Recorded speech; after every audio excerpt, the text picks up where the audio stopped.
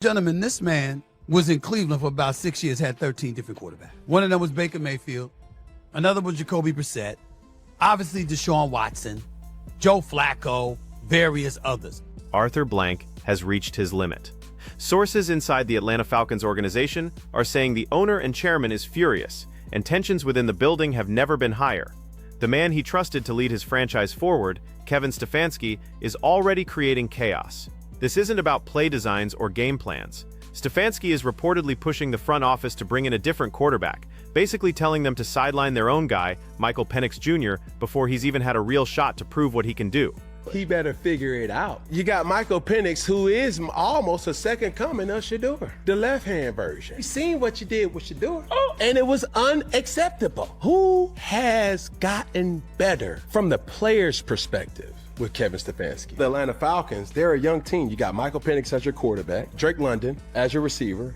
This isn't going to fly with Arthur Blank. Not even close.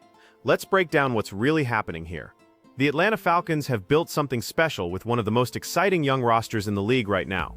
This team is loaded with emerging stars who are making their mark, creating highlight reels, and showing the kind of potential that gets franchises excited about their future.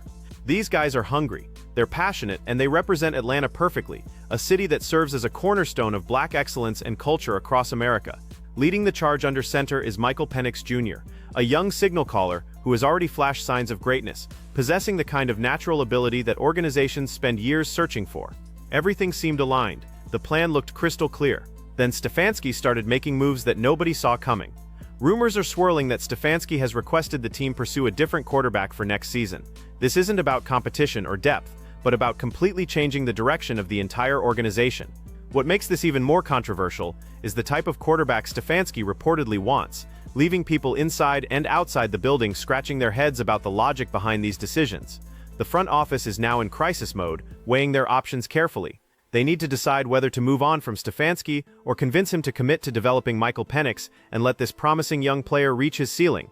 No decision has been announced yet, but the atmosphere in that facility is electric with frustration.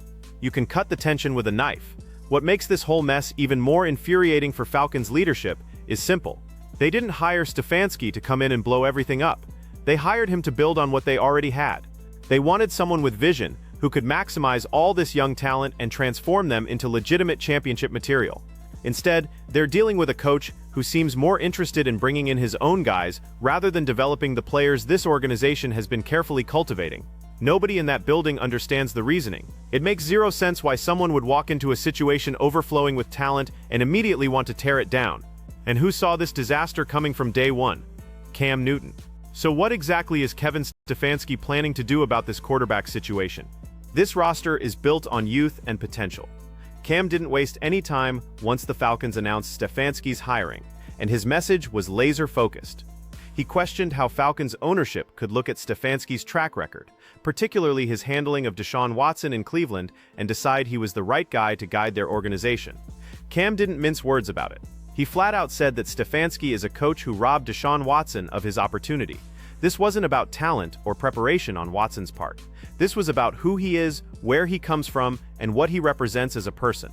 Deshaun Watson represents authentic street culture and real black identity. Cam Newton argues that people like Stefanski either can't or won't connect with that reality. The writing was on the wall, absolutely clear as day. How are you going to handle this? We witnessed what happened with Deshaun.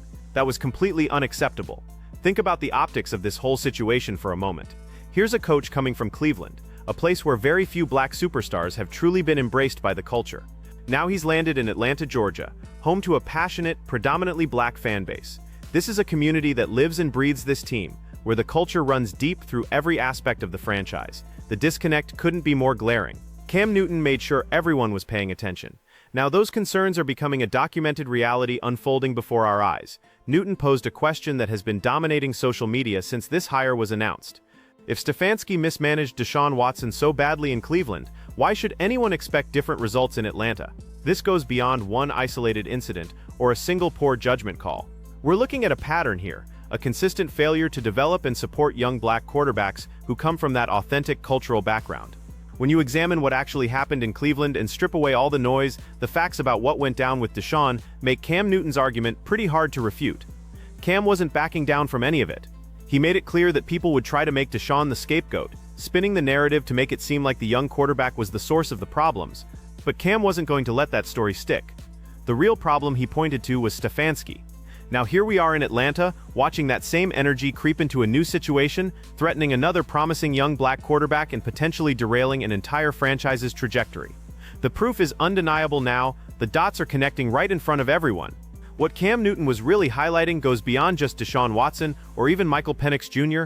He's talking about the bigger picture, asking what it means when coaches like Stefanski get control over rosters filled with young black talent, only to consistently undercut those players every chance they get.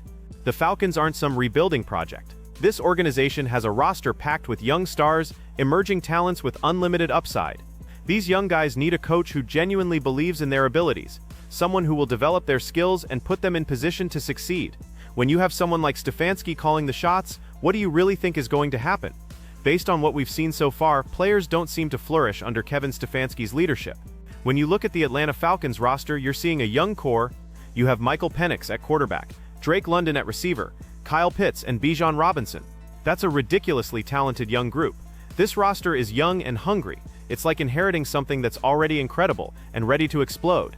Cam said it perfectly. Atlanta has assembled a roster full of young talent, but Stefanski has shown he can't properly develop these players, especially when it comes to his black athletes. The Deshaun Watson situation is just one piece of evidence. This is part of something bigger. This connects to larger conversations about coaching culture, unconscious bias, and the reality of who gets patience and support in this league and who doesn't. When a quarterback from a certain background struggles early in his career, organizations rally around him, giving him time and adding pieces to help him grow. When a young black quarterback from an authentic cultural background faces early struggles, the conversation quickly shifts to whether the quarterback himself is the problem. Arthur Blank signed off on bringing Stefanski to Atlanta with a specific vision in mind. This roster has been built with intention and purpose. He has watched these young players develop and mature. He sees what Michael Penix Jr. can become.